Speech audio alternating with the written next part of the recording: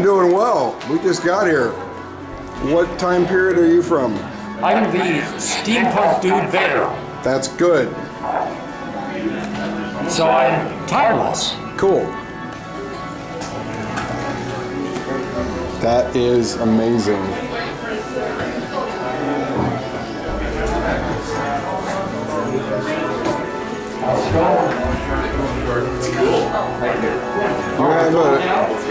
You have an R2-D2 on the back of your head.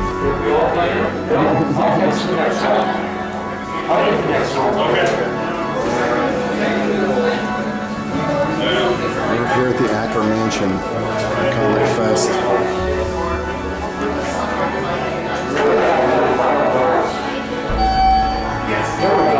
Yeah. Well, say something. It's recording. Oh, I'm sorry about that. I've got a helmet on. Nice. Well, you have a great day, all right? Cool, thank you.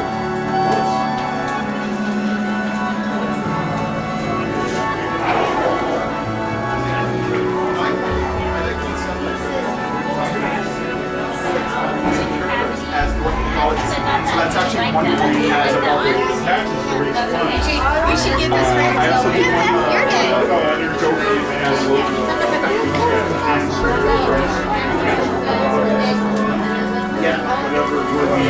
Oh, there's tables here.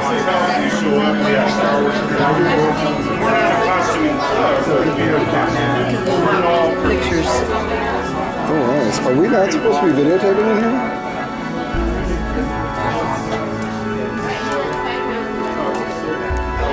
Really? Okay. Nobody's jumped me yet, so.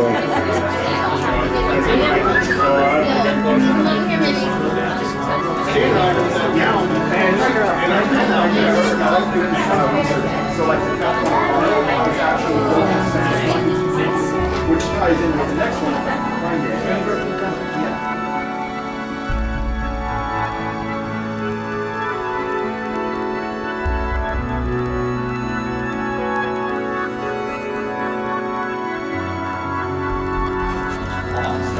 Cracker Jacks. Basically, when I was growing up, they had these little tin toys or tin trains that you could connect. Then it had sponge animals. Nowadays, it just has stickers, so which is not as fun. But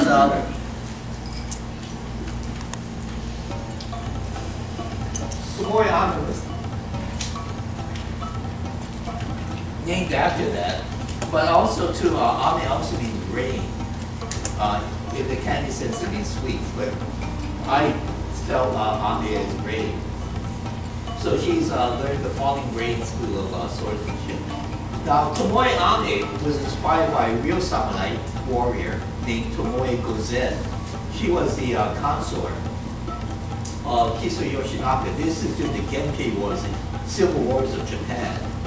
And Tomoe was famed for beauty as well as a skill with the sword and the spear.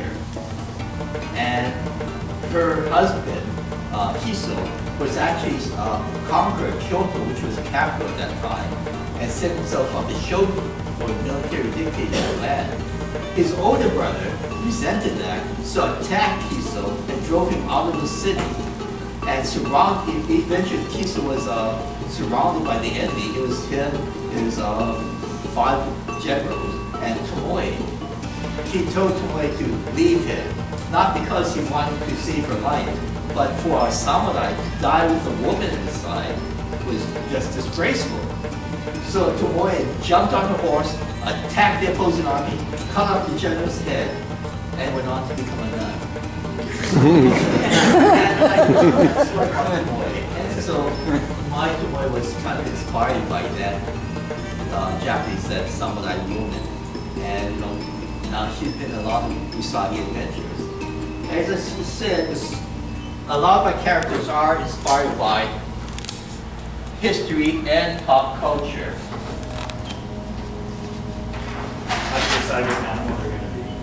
You know, a lot, I decide what animal they'll be, either maybe because they look good. Like Tomoe, it's just, I drew the character design. He's a cat, but a lot of my animals are pretty much generic. It may be through design. Some because there's an attribute of the animal that I like, such as I have the bat ninjas, and you know, they're the Komodo ninjas. They're bats, of course. They have to be bats, and I came up with them having blades on the wings, and the next issue will feature another bat, and they're quite formidable. I also have a clan of mole ninja, which burrow through the ground. In Usagi War, there are 3 ninja clans. There's the cats, the bats, and the moles. And the cats and the bats they kind of work for a lord, whereas the moles are pretty much mercenaries. But let me talk about another character, one of my favorites, Ken. Ken was inspired by Toshiro Mifune, great actor, especially during his when he was doing his roles in Yojimbo and Sanjuro, and I loved his attitude back then. I love that the Mifune character was always had this 5 o'clock shadow, and the way he scratches himself is kind of filthy, and the way he manipulates people, and that's became my inspiration for Gennosuke. And I love the counterbalance between this huge rhino and Usagi. So they look nice together, like long Hardy. That's not one big guy and skinny guy. There is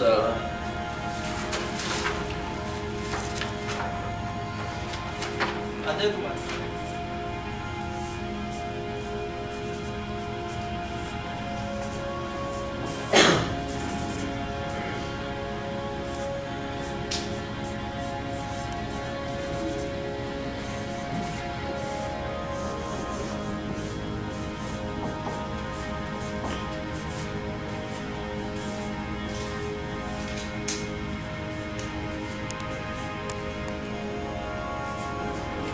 But this is Inspector Ishida, and he's like Sherlock Holmes. He has a great mind. He's very short. He's, compared to me, he'd be about this tall. But I like whodunits. And when I do Inspector Ishida, it's usually a whodunit or a mystery about the typical type of murder mysteries. I don't like Agatha Christie though. She cheats. She introduces new characters at the end and things like that. I like things that you can follow and kind of deduce. But Inspector Ishida, I'm working on a story with Inspector Ishida now called The Secret of the Hell Screen. And it takes place in the Buddhist temple, which is famous for this huge painting of depicting hell, endless hell. And of course there's a few murders in there. And it had this typical type of whodunit where people are secluded within a certain area. In this case, a temple, and you have all these suspects who suddenly turns out has an association with murder victims. And if you follow the line of reasoning, you can figure out who the killer is. But this time I'm hoping to get another twist. And I like to put twists at the end of the stories, like the old Henry enemies, where it leads to a certain point and then suddenly there's a flip to it at the very end. And that kind of stories I like. But Inspector Ishida is another one. Now, when I first wanted to do a story, a series with Ishida, at first my character design was very like a typical hero. Square jaw, tall guy. And then when I actually tried the story, it just didn't work out. And then I remembered a Hawaii detective in Honolulu, I'm from Hawaii, named Chang Apana. And he was a very short guy. He was part of the Honolulu police force. He was very short, but he carried a bullwhip. And this is in the 1920s or 1930s. Chang Apana was the basis, the inspiration for Charlie Chan, if you already know who Charlie Chan is. He was a detective in Hawaii. And that became the inspiration for Ishida's look. Again, very short. It doesn't carry a bullwhip, but it's very formidable with the side, which is the symbol of his status as a police inspector. Any questions or anything at all? No. Then I just continue trying. There's also sportsman, and he has a remarkable sense of hearing. He can hear as a leaf falls from the branch and falls down, and he can, with one swift stroke of his cane sword, he will cut it in half. My Zato Ino is a swords pig. Now, Inoshishi means wild boar. So I thought it was great. Oh, Zato Ichi, Zato Ino. Ino means boar, so that turned out perfectly. And my Zato Ino has a great sense of smell. Because, you know, in Europe, pigs are used to run up truffles because they can smell the mushrooms under the ground. And people use them to look for truffles because, again, of their sense of smell. My Zato Ino can smell with the leaf as it falls from the branch and falls deftly to the ground. And one quick stroke of his sword key will cut it in half. Now, in their first encounter, Usagi cuts off Zato Ino's nose, thereby really blinding him. However, Zato Ino comes back with a wooden nose, and it works just as good, except everything's now pine-scented.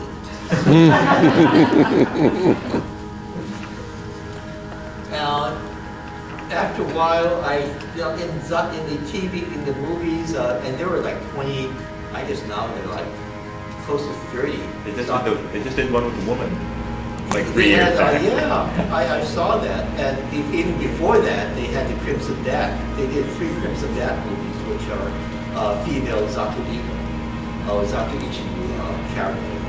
And yeah, I think it was Oichi, the one swordsman. That was really good. And I think it was like a pop singer or something that was the actress, the lizard that ran around in Usagi's world. Now, these are fun to draw, but they also serve a purpose in Usagi's world where, you know, things like animals, wild animals and pets are potential people in Usagi's world because, you know, they're all animals themselves. But, so these Tokage means lizards, take the place of pets and scavengers and, you know, just wild animals in Usagi's world. And these are fun to draw. And they're also great where if I have a blank space in a corner of a panel, I'll just pop one of these in and it really balances the design. People think I'm a genius at composition. But I've also been asked, now, do they have these giant lizards in Japan? And I said, yeah! You know, they're right all over the streets.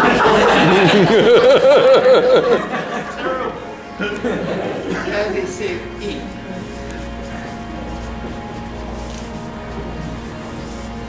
Now, when I was in Poland, I noticed that they had actually translated eat to it. And I asked, oh, you know, why did you change the translated? So that's what they say in Polish. And you know, I couldn't argue.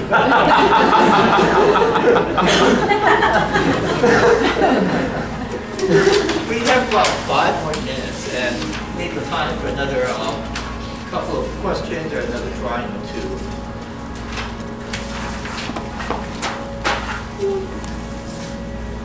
Is there any? Good question.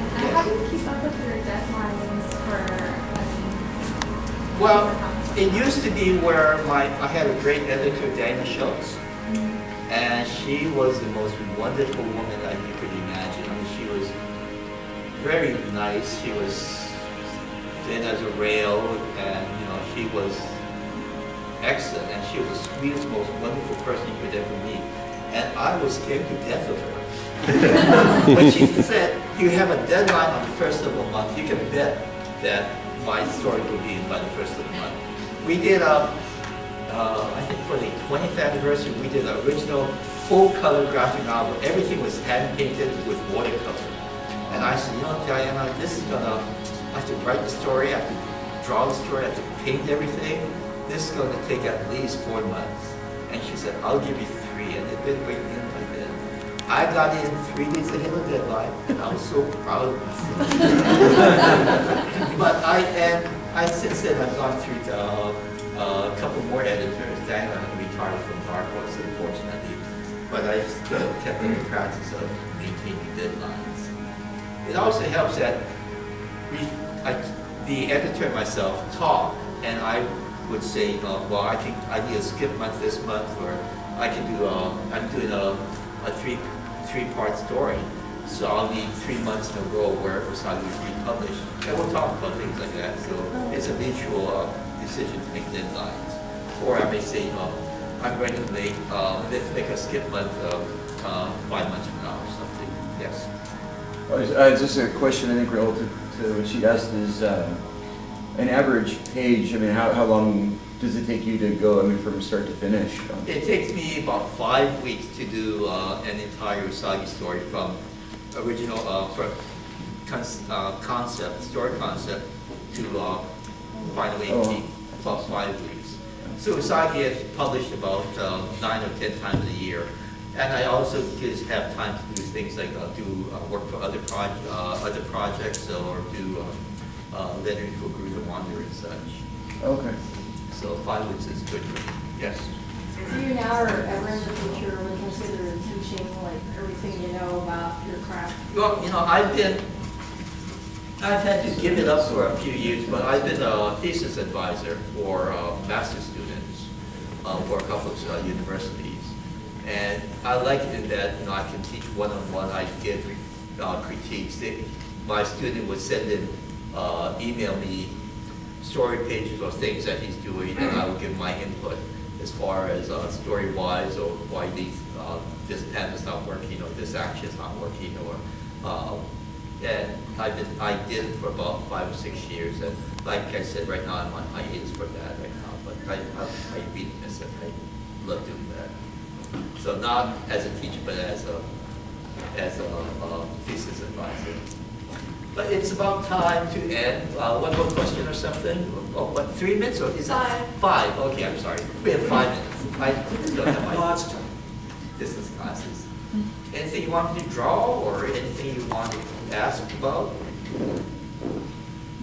Have you ever thought about creating an animation company to make anime out of? We've had offers from a number of producers wanting to animate Usagi, either for movies or for television. And sometimes if we don't know who they are, we ask, you know, well, can you show us a sample? And it's sent reels, and some are really good. The one that we're approached about that did not happen, that I really was sorry didn't happen, was with Henson. They wanted to do a feature film like with puppets, like they did with Dark Crystal. And when they approached me, my first question was, can I have an Usagi puppet? And so, yeah, if it works out. Unfortunately, at that time, the company was owned by a German conglomerate that had since come into financial difficulties, and they actually sold Henson back to the Henson family for much less than they paid for it. So the Henson family did well with that. But that's right now Usagi, an option just ran out, but right now we're also talking with another company about optioning Usagi, both for television and for feature film. In fact, one of the early ones was with a Japanese company called TMS, and they did a lot of American movies as well as the movie anime in Japan. And when I went to Japan, they said, "Oh, would you like to visit the studio?" And I said, "Oh, sure, that would be kind of neat." "Oh, by the way, do you want to see Studio Ghibli, Miyazaki studio?" And I said, "Well, sure." So we got to go to. I went to Japan as a traveling teacher for American students, art students. So I got to take a group of them to Miyazaki's studio. And it's really neat. It's a small studio. It's in a real residential area right next to a flower shop. So I thought that was really cool. And the only thing that said you knew it was a studio was that there was a plaque in front that said Studio Ghibli. So it was neat. When they're, you know, I love the backgrounds that Miyazaki's movies have. And when we were in the background department, I asked the background director, what kind of paints you use? Because your backgrounds are just so beautiful. And she said, we use tempera because that's the cheapest thing we can find. It works. Yes, you had a question? Well, you have a request for Kitsune to be drawn for character. Oh, kitsune? Kitsune. Kitsune means fox in Japanese. And my character, Kitsune, is a street performer. She's also a thief.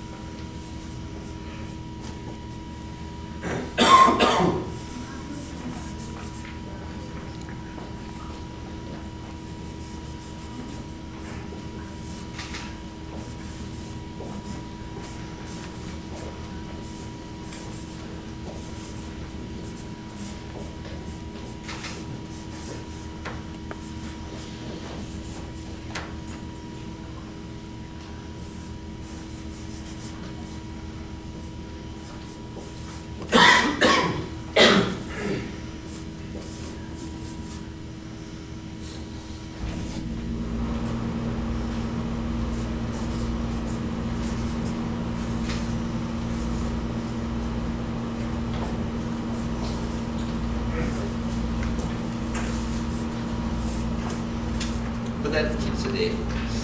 And I think we're out of time, so thank you for coming.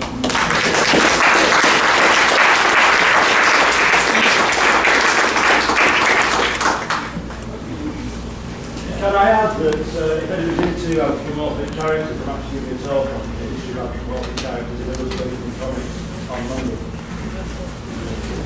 Thank you, Brian.